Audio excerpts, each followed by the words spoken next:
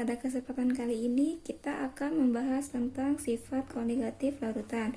Sebelum ke sifat koligatif, kita harus mengingat dulu pembelajaran sebelumnya tentang cara menentukan konsentrasi,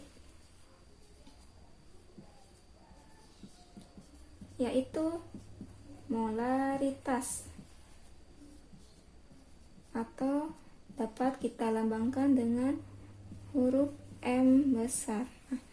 Molaritas ini menyatakan bahwa jumlah mol zat terlarut dalam 1 liter larutan, ya.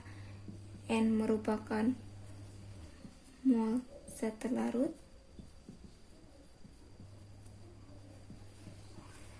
dan V ini merupakan volume larutan dalam satuan liter. Contohnya bisa kalian baca, ya. Kemudian kita tulis dulu yang diketahuinya. Yang diketahui ada massa dari NaOH.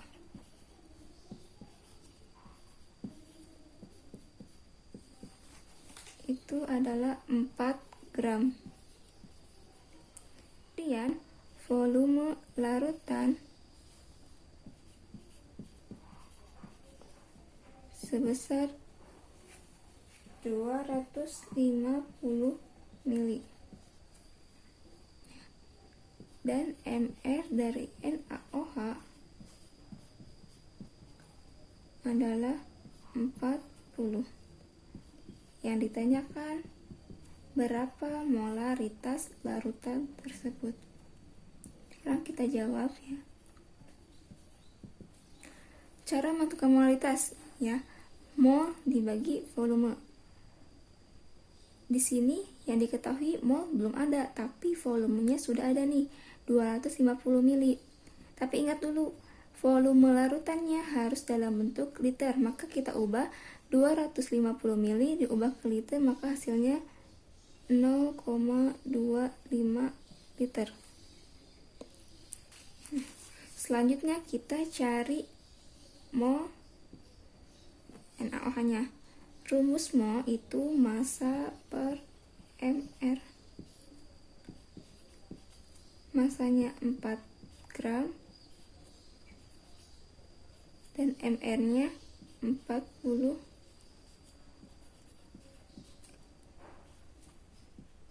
gram per mol, maka hasilnya molnya adalah 0,1 mol. Nah, sekarang kita bisa menentukan molaritasnya dengan menggunakan rumus N per V.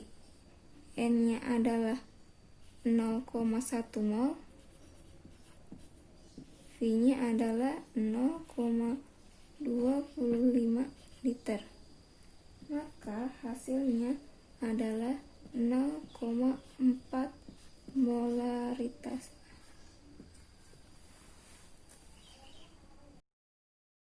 Pada pembahasan sifat koligatif ini digunakan 2 jenis satuan konsentrasi yang lain, ya, yaitu dengan molalitas dan fraksi mol. Kita bahas dulu yang kedua, molalitas, atau dapat kita lambangkan dengan huruf M kecil, ya.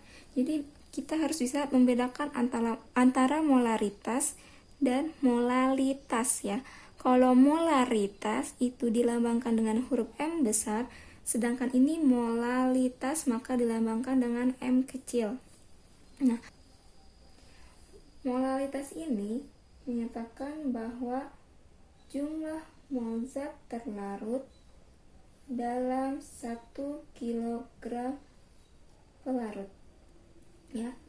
N ini merupakan mol zat terlarut,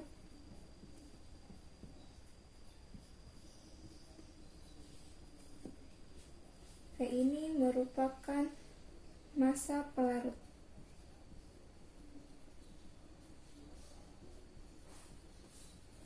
Dalam kilogram, ya. Contohnya,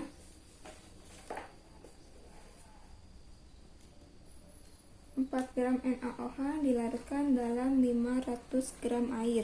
Tentukan molalitasnya ya. Kita tulis dulu diketahui massa NaOH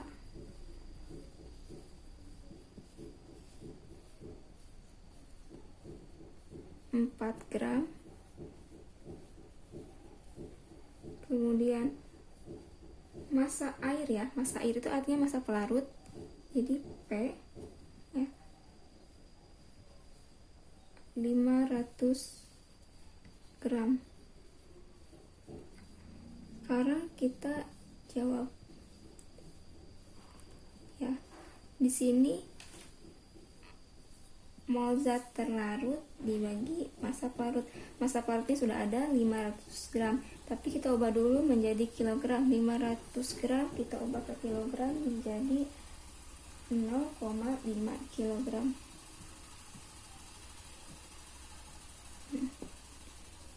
Pada soal sebelumnya ya, bahwa mR dari NaOH itu adalah 40 gram per mol. Maka kita harus mencari molnya terlebih dahulu, karena di sini yang diketahui adalah massa dan juga ada mR. Rumus dari mol itu massa per mR. Massanya 4 gram dan mR-nya 40 gram. Maka molnya adalah 0,1 mol. Sekarang kita masukkan ke dalam rumus molalitas. Rumusnya N per P ya. N-nya adalah 0,1 mol dan massa airnya adalah 0,5 kilogram. Maka hasilnya adalah 0,2 molalitas. Jenis satuan konsentrasi lain yang dapat digunakan dalam sifat koligatif ini yaitu fraksi mol.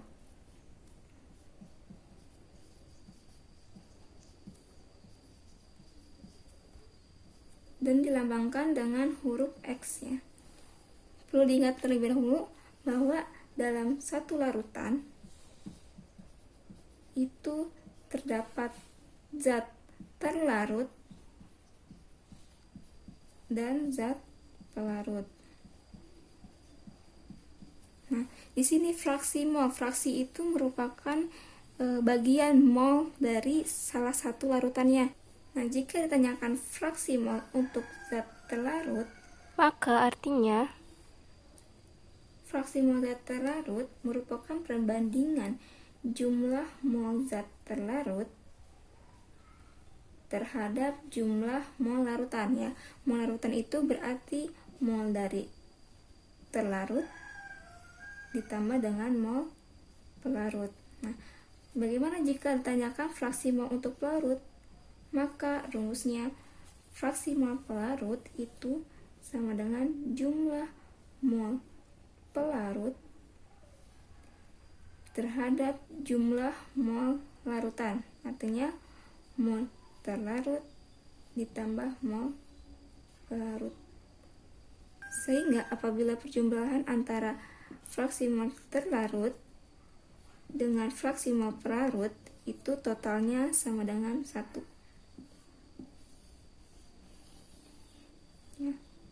Contohnya, jika ke dalam 180 gram air dilarutkan dalam 30 gram cuka, maka fraksi mol zat terlarut dan pelarutnya adalah dengan diketahui mR dari cuka itu sebesar 60 dan air adalah 18.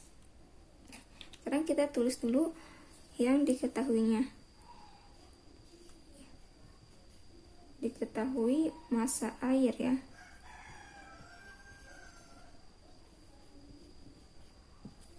Itu 180 gram. Kemudian massa dari cuka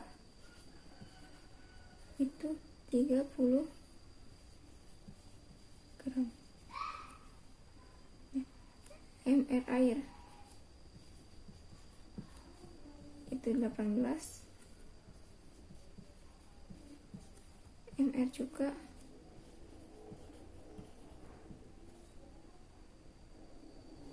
60. Yang ditanyakan adalah fraksi mol cuka dan fraksi mol air.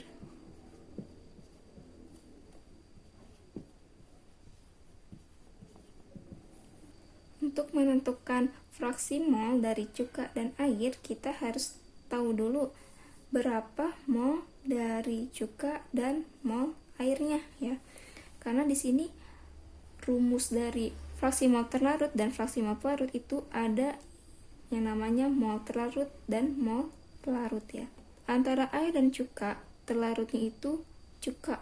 Berarti untuk mol cuka sama dengan massa dari cukanya, yaitu sebesar 30, dibagi dengan mR cuka 60, sehingga hasilnya 0,5 mol. Dan mol air masanya 18, mR-nya 180, maka hasilnya 10 mol. Nah, setelah itu baru kita bisa masukkan mol ini ke dalam rumus fraksi mol ya. Kita hapus dulu ya yang ini. Untuk fraksi mol cuka itu berarti rumusnya mol dari cuka dibagi mol cuka ditambah mol air. Mol cuka itu sebesar 0,5 mol ya.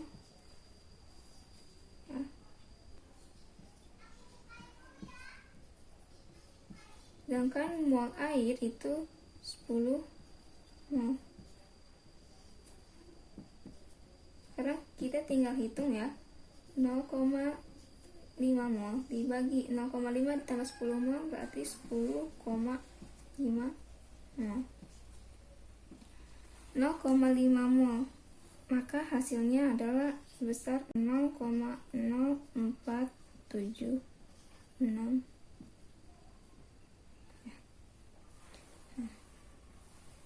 Sekarang kita bisa menentukan fraksi mol untuk airnya. Perlu diingat sebelumnya bahwa rumus dari fraksi mol terlarut ditambah fraksi mol pelarut itu sama dengan 1 ya.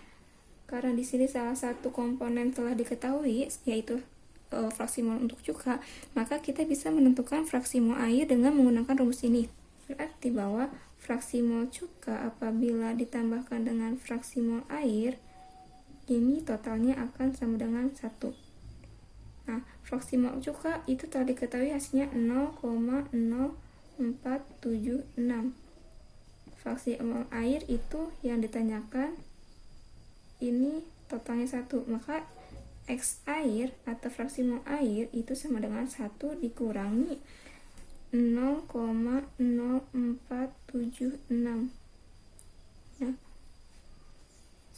sama dengan 0,9524. Nah, itulah pembahasan kali ini tentang cara menentukan konsentrasi yang nantinya akan kita gunakan pada bab sifat kualitatif ini ya. Cukup sekian dan terima kasih.